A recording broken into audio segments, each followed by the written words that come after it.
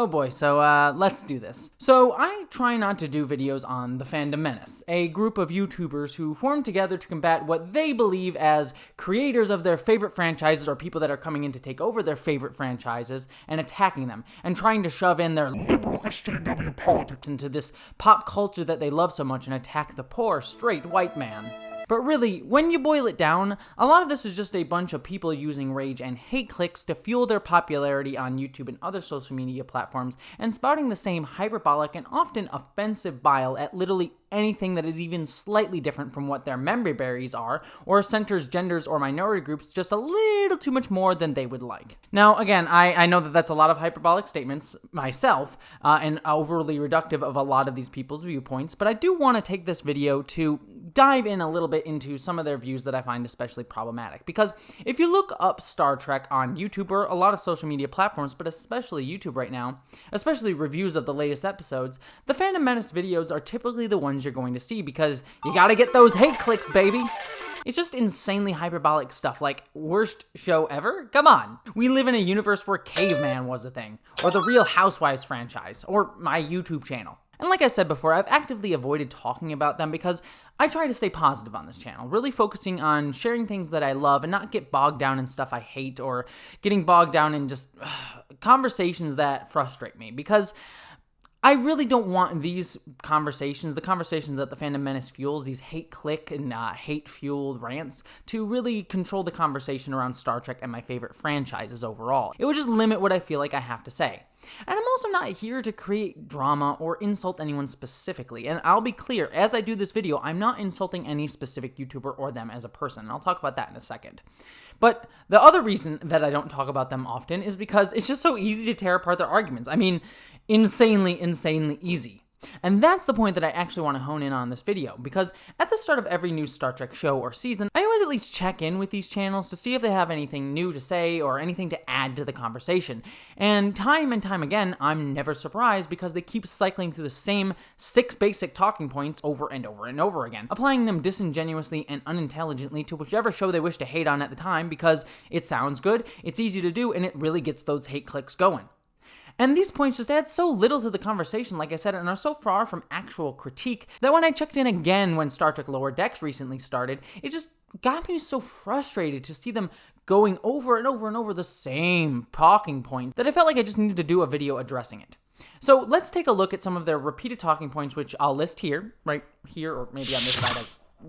I forgot which side I framed my video, so apologies, but the list is up there, and we'll see how they're applying them to Lower Decks and other recent Star Trek shows. And before we get started, like I said before, I'm not really interested in creating drama or insulting anyone specifically, hence why even in this video, I'm not going to target specific YouTubers. I'm going to take issue with some of their messaging, but I don't know these people personally, and I'm not here to attack them as human beings, just critique what I see as problematic and, honestly, in my opinion, lazy talking points that really just frustrate the hell out of me. Number 1, the most recent Trek show, whatever it is, breaks canon. Honestly, this is the most facile of all their arguments. The creators of current Star Trek don't understand canon. They screwed up that holodecks didn't exist in the 23rd century. Or there's a 2-second reference to Section 31 in Lower Decks when Section 31 was clearly a clandestine organization by the time of the 24th century, and clearly people wouldn't know, even if we can't accept that it wasn't a clandestine organization in the 23rd century in Star Trek Discovery. Look, I get it. I get it if canon is something that's important to you. It's something that's important to me as well, though probably on a lesser level to some people, that you want your stories to be internally consistent when it comes to dates, historical facts, and figures. And if there are minor tweaks to that here and there, that bothers you. That's legitimate criticism. And honestly, like I said, I care about it less, but it does bother me too. But really what is more important to me is character consistency. I'd rather know that Kirk is a consistent character across his entire arc in the franchise, or Spock is a consistent character in his entire arc in the franchise, whether or not, like, they get wrong the date of his birth, for example. But I understand that that's legitimate criticism. But to hang your entire criticism of the quality of work on its, oh my god, a hologram exists so it's crap story, is just kind of childish. And to use it to argue that the writers of current Trek don't know Trek is also disingenuous. Clearly these writers, who reference everything from Captain Pike to the Telosians to whatever this is from the Star Trek the Animated Series, know their Trek. And yeah, they may change some things to update the show for a modern TV aesthetic, or guess what? They may just get some things flat out wrong when it comes to the smaller details because they don't have a complete encyclopedic knowledge of a 50-year-old franchise. Or to say that someone doesn't get Trek because they like modern Trek or because they're a writer on the show who got something small wrong, which the Fandom Menace does all the time, is horrific gatekeeping. Canon mistakes may bother you, and that's totally okay and understandable. Some of them bother me too. Like I said, I don't like the fact that Section 31 seems to be an open secret in Star Trek Discovery Season 2, but that doesn't make Star Trek Discovery Season 2 a bad story on that thing alone. Oh, and also, by the way, Trek has never been internally consistent. You want to say breaking canon makes something bad? Well, that must mean that you hate the movie Star Trek First Contact, which clearly shows that Zefram Cochrane is from Earth, when we all know from his appearance back in the original series that Cochrane is actually from Alpha Centauri. Number 2, Mary Sue. Yep, that's definitely applied to one Beckett Mariner in Star Trek Lower Decks.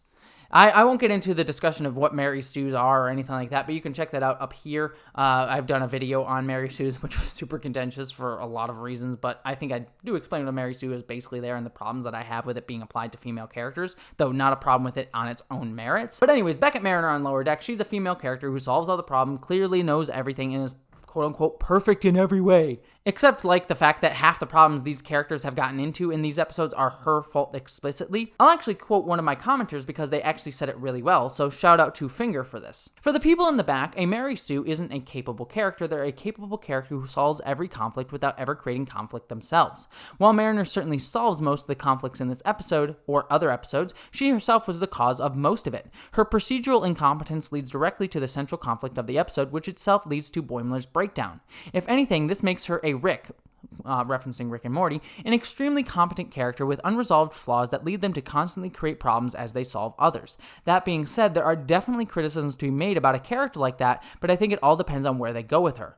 I personally think that the show is building to a season arc with her and we won't see her flaws actually addressed until then. But in any case, if this makes her a Mary Sue, then Rick is one too. I 100% agree with everything Finger said there. That is a great way to discuss the Mary Sue character. Couldn't have said it better myself. So thank you, Finger, and I hope you don't mind that I quoted you in this video, but Finger, thank you. That was a great explanation. Just to oversimplify, I don't think the term Mary Sue is an inherently sexist idea, just that it's typically over-applied to women in fiction, who are often overly scrutinized for being competent or hyper-competent, as is the case with some characters like Michael Burnham. It's not like there haven't been other characters as competent as Michael Burnham, and it's not as if Michael Burnham didn't literally train as a Vulcan with Sarek, the same guy who raised Spock, who is of equivalent competency as Michael Burnham, and Sarek clearly would be the type of parent who would demand you practice your instruments 12 times a day before forcing you to do science homework for the rest of the evening. God, no wonder Spock has a thing against Sarek. Number 3, belittling men. Oh, yep, here we go with this one. Every Trek show today is trying to show men as beta cucks, with women always showing them up, like apparently Captain Pike on Discovery somehow being shown up by Michael Burnham all the time. I mean, sure, Michael Burnham is the main character of the show, so she gets to be the problem solver a lot of the time, but Captain Pike literally is the captain of the ship, and he does a great job. In fact, most fans agree that Captain Pike is a great character. He knows when to take charge, he actively calls out Burnham and several other officers when they go over the line, and he's just a wonderful dude with great ideas a lot of the time, and pushes back against different ideas. But they also apply this belittling men criticism to Lower Decks. Yes, Ensign Boimler, one of the main characters, is clearly second fiddle to Mariner's clear competence, and this is some sort of anti-masculine agenda. It's the same tired argument that's been used against feminism for decades, the disingenuous argument that it's all about hating on men. Let's not talk about the competent men on Lower Decks like Rutherford, who clearly knows his stuff so much that he's able to take on a group of Borg by himself, or like run half of the engineering department, or forget the fact that Boimler's whole character arc revolves around him needing to be humbled, so it makes sense that he gets shown up from time to time,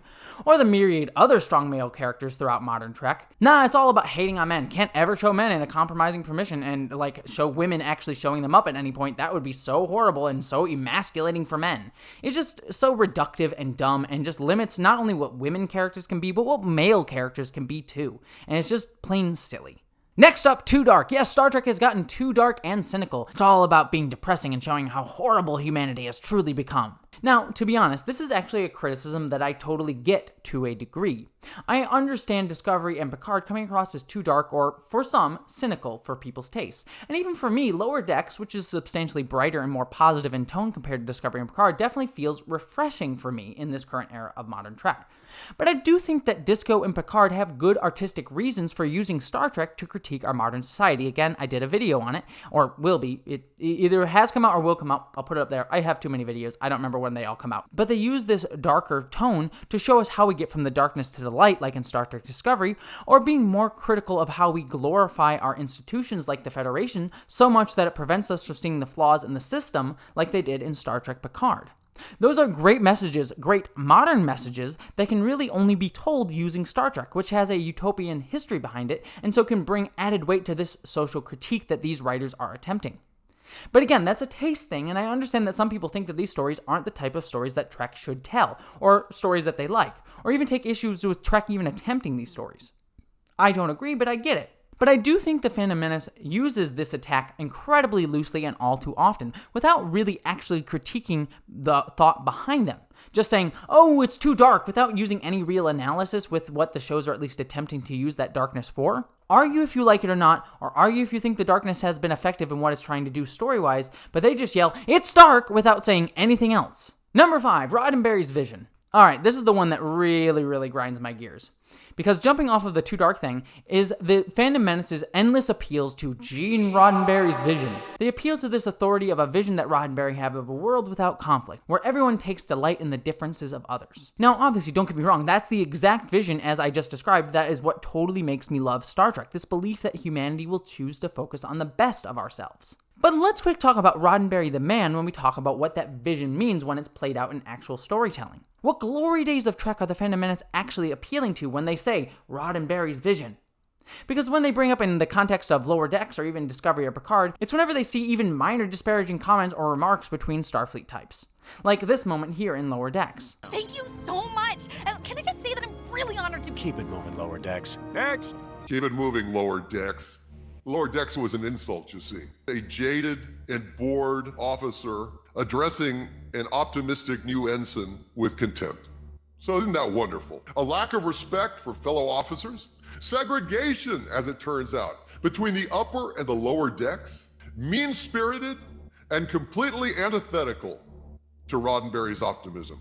Starfleet officers would never show disregard for each other, except in shows like Star Trek The Next Generation where they do exactly that. Broccoli makes me nervous, Captain. He makes everybody nervous. Broccoli.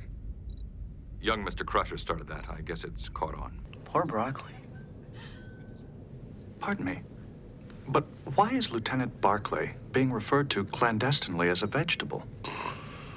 Again, see how disingenuously like this minuscule focus on minor moments in an episode are applied, and how they ignore previous entries of Star Trek franchises, and how those moments were used to create interesting conflict or show something about the character like they did in Lower Decks and in The Next Generation. But okay, we can say maybe Gene Roddenberry had passed away by the time that episode of The Next Generation aired. Maybe they're talking about stuff that he had more direct involvement in, like, you know, the original series. Gene Roddenberry was involved in the original series where he, guess what, showed conflict between crew members. I would insist upon a decent burial, even if your body was back there. Mr. Boma. Well, I'm sick and tired of this machine. That's enough. Gentlemen. And racism between crew members on top of that. She found humanoid appearance revolting, but she thought she could get used to it. Oh, she did she? Now tell me, did she happen to make any comment about those ears? But you know what? Again, let's give it to the Fandom Menace. This was Gene's evolving vision. He hadn't completely perfected it in the time of Star Trek, the original series. Let's look at something that he had a bigger hand in later on down the line, like Star Trek, the motion picture, where, oh my god, there's a conflict between Kirk and Decker. You saved the ship. I'm aware of that, sir. Stop competing with me, Decker. Or you know what? Okay, you know what? You know, we all know that the most distilled version of Gene Roddenberry's vision was Star Trek The Next Generation Seasons 1 and 2. Those were the seasons that were made when Gene Roddenberry was alive and when he had the most time to, you know, craft and hone his vision. And those seasons are arguably the most adherent to that idea of zero conflict, a concept that was so rigidly enforced on the show that the show went through endless writers because they found it stifling to create anything worthwhile as a story during the first few seasons of Star Trek The Next Generation. Your response is emotional and irrational. Irrational? You are endowing data with human characteristics because it looks human, but it is not. Gene Roddenberry even said crap like people wouldn't grieve in the 24th century. Like, people wouldn't grieve. Roddenberry said people wouldn't grieve. Like, we just don't care anymore? Don't care about other people? We just don't grieve? Yeah, it's fine. They're dead. whatever, they lived a life, I guess. And you see in Star Trek The Next Generation Season 1 and 2, they're some of the worst seasons of Star Trek ever made. I'm honestly not trying to be hyperbolic about that. I think a lot of people agree that Star Trek The Next Generation Seasons 1 and 2, the ones that Gene Roddenberry had his most adherent, strict vision applied to, were the worst seasons of the show. You see, in actuality, the best usage of Roddenberry's vision, that, sort of idea of a better future, isn't that there is absolutely no conflict, but that having conflict and people actively recognizing and taking time to focus on fixing their mistakes or bettering themselves or having conversations that arise out of conflict lead to making ourselves better. It's not that everyone is automatically the same and there's no conflict and no one disagrees. It's that those disagreements make us better in and of themselves. And it's shown clearly in characters like Michael Burnham on Discovery, who screwed up but worked to redeem herself and her belief in Starfleet's ideals. It was taking that idea and making it a specific character arc of the character of Michael Burnham. As Roddenberry himself wrote, "We must strive to be more than we are, Law. It does not matter that we will never reach our ultimate goal. The effort yields its own rewards." These appeals to Roddenberry's vision by the Fandom Menace are really appeals to a type of storytelling that was only articulated as a beautiful philosophy that Star Trek tries to reflect, and the only time that it was actually put into real practice in actual story arguments made for arguably the two worst seasons of Star Trek ever made, The Next Generation Seasons 1 and 2, come at me. And these Fandom Menace types know that. They know they're holding these current shows of modern Trek to an unrealistic standard because it sounds good and appeals to this version of an idealistic vision of Gene Roddenberry that never actually existed in practice. You can argue how modern Trek tries to uphold Gene Roddenberry's vision is not to your taste or fails to work, but argue that on the show's own merits, not in an appeal to a godlike authority upholding unrealistic standards that even the things you're comparing it to, like Star Trek The Next Generation, didn't even meet. Number 6, creators hate fans. This is the one that really, really bugs me because I really, really hate it when people like the Phantom Menace or really anyone attacks creators, unless the creators are somehow horrible human beings, which I don't think the current crop of Star Trek writers are. Or even shows like Star Wars with Kathleen Kennedy and J.J. Abrams and Rian Johnson. These are creators that are working hard to try and create something that people will love. Now, they may succeed or not, and it's totally fine for us to critique that and say they didn't succeed in bringing us joy or saying something worthwhile with their art. But to attack them as artists for failing to make something that you liked is really, really repugnant. But the Phantom Menace takes us a little bit further, but trying to create this idea that the creators of these shows actively hate you, that they're creating these bad works of art, quote unquote, in their mind because they hate the fans and they're just trying to instill this culture war argument. And it's this disingenuous argument by the Phantom Menace that instills this righteous rage that people have that continues this fueling of the harassment towards these creators. Again, I'm not saying companies like CBS or capitalistic monoliths should be defended. I'm just talking about the actual specific creators like Alex Kurtzman, Kathleen Kennedy, J.J. Abrams, all the other different people involved in your favorite works of art. They even argue moments like this in Lower Decks are somehow Kurtzman saying that he hates the fans. Oh my gosh, I've never worked with commanders before. I'm in sciences. I love science. At one point, one of the characters says, I love science. It's so science-y. And once again, this is Kurtzman spitting in the face of fans. Remember Pseudo Spock on Star Trek Disgracery saying with a straight face, I like science. Yeah. Kurtzman and his comedy crew knew that little gem didn't go over well with fans. And so what do? They use it here again, rubbing our faces in it because they think we're toxic. They have no regard for fans or for Star Trek. And so they're shoving our faces in the fact that they have learned nothing. Yeah, it's not that the show's creators are trying to instill a love of science and STEM in general in people through art in an attempt to show positive representations or the joy that can be found in STEM careers and combating Western culture's ideas that typically don't encourage people, especially women, to respect scientists. No, this is actually just Kurtzman actively trying to alienate the fan base of Star Trek, you know, the people that help keep him employed. Because that's a smart move for a creator, just making TV shows for people to hate on, just pumping out a show so he can laugh at you and alienate his audience like some sort of David Lynchian nightmare movie. Like, I get that the Phantom Menace lives off hate watching, but most creators tend to try to create work that they find joy in and want to share and spread that joy. They don't spend their days toiling on something that they hate. Mike McMahon, who made Lower Decks, clearly adores Star Trek, even was gushing about it before he even got a job on Trek, which is what led him to get the job on Trek in the first place, because he loved it and wanted to share that love with an audience through his own particular brand of comedic animation-based writing. Dear God.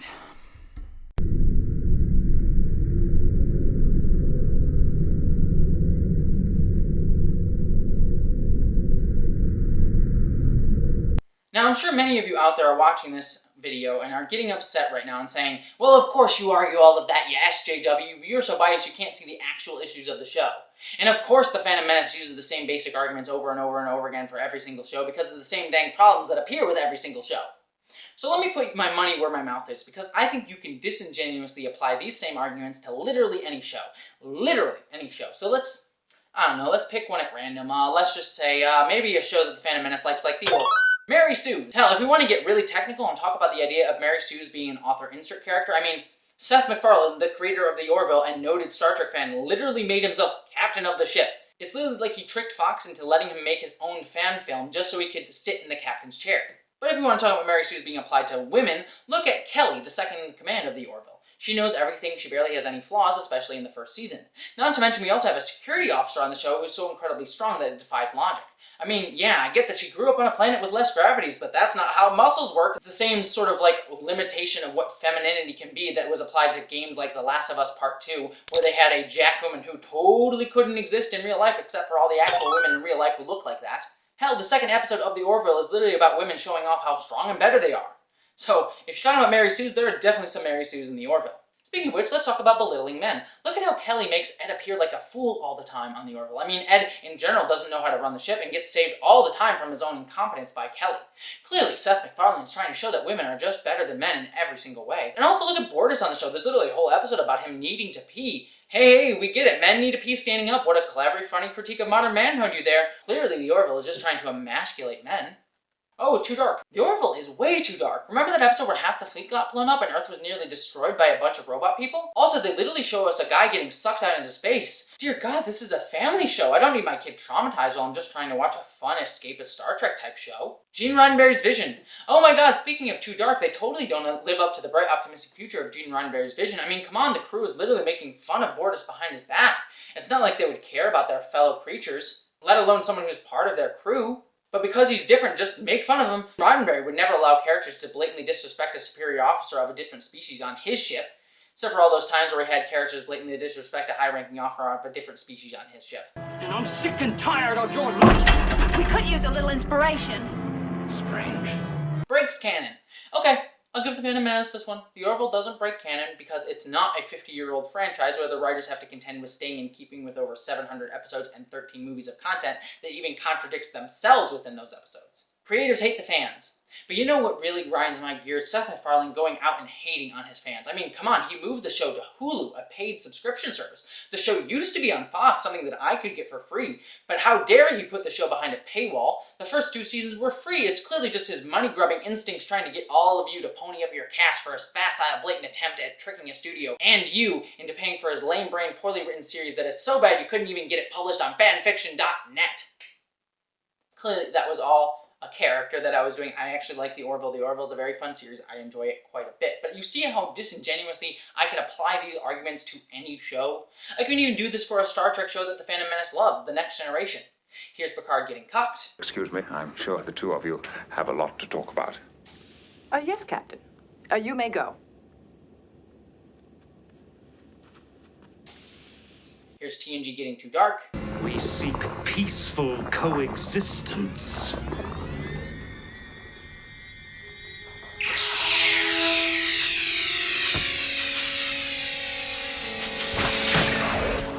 Here's where TNG breaks Gene Roddenberry's vision. Good. I look forward to your report, Mr. Broccoli.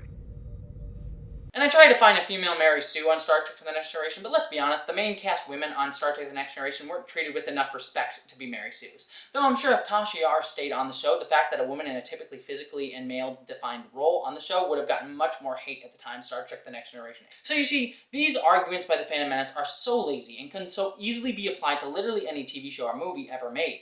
Like, literally take your pick, it's so simple. And I want to be clear here, I'm not saying you can't hate Star Trek Lower Decks or Modern Trek or anything like that. Please, I totally welcome and encourage all opinions here on this channel, and I want to hear dissenting ones. I like Modern Trek, though I by no means think it's perfect. Check literally an entire video that I did critiquing Modern Trek. And when I do a review or discussion of any Modern Trek show, I just try to offer my honest opinion about what I feel about it. But I always try to do so constructively, to try to say what I like and what I don't like about a work in a way that is trying to feel like it's building something up rather than just trying to topple it down. to be destructive like a lot of these channels do. And by the way, in case you want me to actually walk the walk here are several YouTubers who dislike or have a more neutral opinion on Lower Decks or Modern Trek that I may disagree with, but totally think they have a nuanced and thoughtful opinion on why they dislike the current crop of shows. Lower Reloaded, for example, is someone who dislikes Discovery and is more ambivalent on Picard, but seems to enjoy Lower Decks. To be fair, I'm also friends with Lower Reloaded and do projects with him, so take my recommendation of him with as many grains of salt as you want. But I also recommend Dan Murrell, who is a fantastic and super smart critic and industry analyzer and ginormous Trekkie who used to work for Fandom but now does his own independent YouTube channel. I absolutely adore him, even if we mildly disagree on Modern Trek, though I certainly have found his more lukewarm reviews of Picard and Lower Deck to really give me food for thought. And if you want your reviews to be more energetic and someone who even has some more kinship with the Fandom Menace, who still gives honest and thoughtful critique, I recommend Egotastic Funtime. JP is a fun guy who is a big Orville fan and has not liked a ton of Modern Trek, but still gives honest opinions, and I enjoy his style and thoughts. So yeah, literally go watch any of those folks over anyone in the Fandom Menace. The Fandom Menace just wants your rage clicks, and they're like sugar. They may taste great in the moment, but they're just bad for you in the long run, and really don't help us make Star Trek better. Because that's really the goal of all this work and reviews that we do of Modern Trek. To one, let you know if something is even worth your time to watch, and two, and in my opinion more importantly as Trekkies, to create a conversation between fans as well as with the creators in order for all of us to make this franchise that we love the best it can be. And by the way, none of this stuff that I've talked about with the Phantom Menace has even really touched upon the undercurrent of racism, sexism, and homophobia that runs through all of them. Something I deliberately left out in depth talking about because that's a whole other problem and issue that is best honestly talked about outside of really unimportant rants about canon or Roddenberry's vision, and it's also something that is incredibly complex, and I'd recommend these videos to learn more about that. This isn't to say that I'm saying every single creator in the Phantom Menace is sexist, racist, or homophobic, or transphobic, or anything like that, or that that's even their intended outcome. But it is a consequence of some of the words and actions that they've done, and they've had ample time to recognize that fact, even if they themselves don't condone it. So this video is my say on the Phantom Menace, and I just wanted to get it out there and be done with it. From this point on, I'm going to try and not address them. I'll leave the point-by-point investigative work to Kat Walski, who is another Star Trek YouTuber who does a great job just sort of breaking down some of the rumors and disingenuous ideas that the Phantom Menace and other places do. And I highly recommend his channel if you want the best investigative journalist in Trek fandom. So, to wrap up my thoughts and to be really clear here, I like the Orville, the Next Generation, and Modern Trek, and think they all have their own pluses and minuses. The Phantom Menace's arguments, in my opinion, are really lazy and disingenuously trying to get rage click. But I don't hate any of them personally at all. I'm not trying to create individual drama or beef, just pointing out flaws that, as I see them in their points. And I'm never again going to directly address them unless something specific needs addressing, because let's be honest, for every single Star Trek show or season that comes up, I'm sure you can just rewatch this video, take my checklist that I made, and watch them apply the same targeted arguments over and over again every single time. That's it for this video. I hope you enjoyed it. I hope this was a thoughtful discussion. I know I kind of got angry about it, but this stuff just really kind of frustrates me with Fandom Menace and all that stuff, but I said enough on it in this video. So, if you want more discussions of Star Trek that won't involve the Phantom Menace, please subscribe to my channel. I do a ton of reviews of Star Trek and discussions of Star Trek and other geek topics as well. Also, I'd love to hear your thoughts down in the comments below. I know this comment section might get a little bit contentious. I'm going to try and be actively on it I'm not going to, if people disagree with me, you're welcome to disagree with me. Please do not attack, me transphobically or my audience. You can attack me any way you want, I don't mind. Just don't do it in a transphobic way. Those are the only things that I will delete. And also, don't attack other people having a conversation down below. Again, you can critique me, you can say I'm wrong, you can even attack me to some points if that's really what you want to do, but try and keep it civil between each other and try not to do transphobic stuff. We're not even talking about trans issues, but I get it all the time whenever I do a video talking about Star Trek. There's always someone who rants about me being trans. Anyways, so yeah, I'd love to hear your comments. I'd love to hear your thoughts. Again, please be constructive.